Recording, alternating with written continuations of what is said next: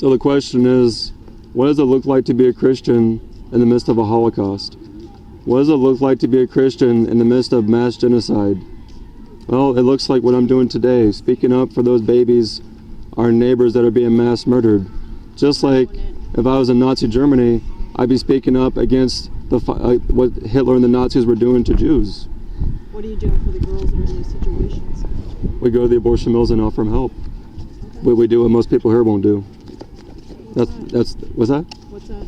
We go to the abortion mills. Good. Most people here maybe and loving and kind and Jesus-like. Well, come find out. Well, Jesus, I had an abortion. Yeah, and you repented. Well, yeah, obviously. Yeah. There's probably people here who haven't repented.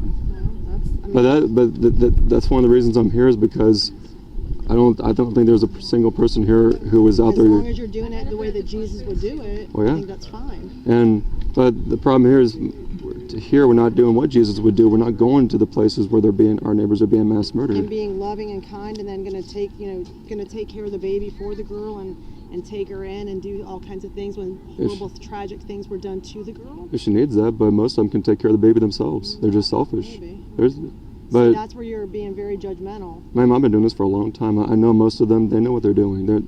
There's a few victims, yes. Yeah. There's most of them, they know what they're doing as they flip us off to go in. I was a Christian when the stuff happened to me. Yeah. So as long as you're doing it in a loving, kind way, more power to you. The problem, ma'am, is most professing Christians here are not doing it in a loving, kind way. They're doing nothing. More power for you. Yeah. Well, babies are murdered 3 miles from here. Yeah. You know how many Christians were out there about 3 miles?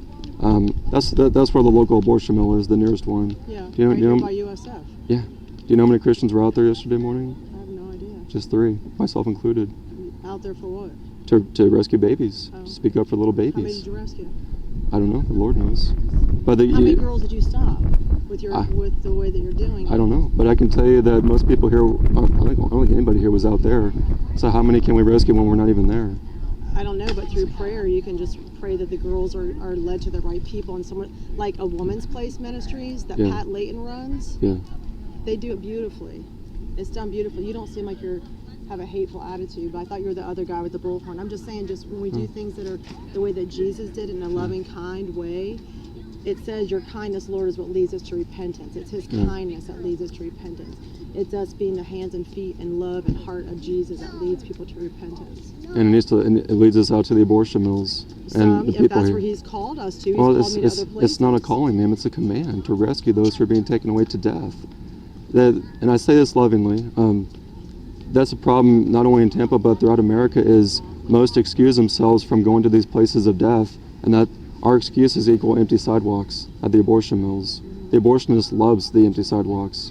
That's why I'm here. I'm not saying everybody. The abortionists, not the girls that are doing it. Well, I guarantee you, the girls doing it don't want to be there doing it.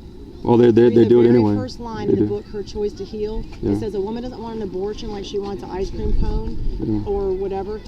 She wants it just like a dog that's being freed. It's like a dog that's being freed. I think that might get you to think about. I'm not excusing anyone. I'm not excusing it. I'm saying no one wants to go have an abortion. Ma'am, you should have been with us at the Sunset Festival last night. They were shouting their murders. They were shouting. They were celebrating murder. Well, that's wong. That's many of them. Wrong. You seem like you have a kind heart. Many of them. Get back to my seat, then. Please check that out, okay? Is that? His father, he thought was from Panama.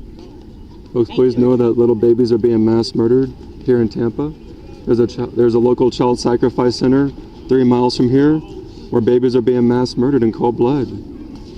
Like one.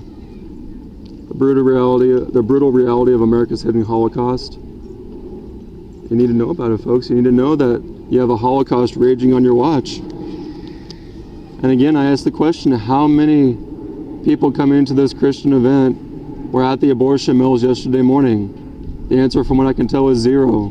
Because there are only 3 of us out there, folks, on a Saturday morning when people aren't working, people are in school.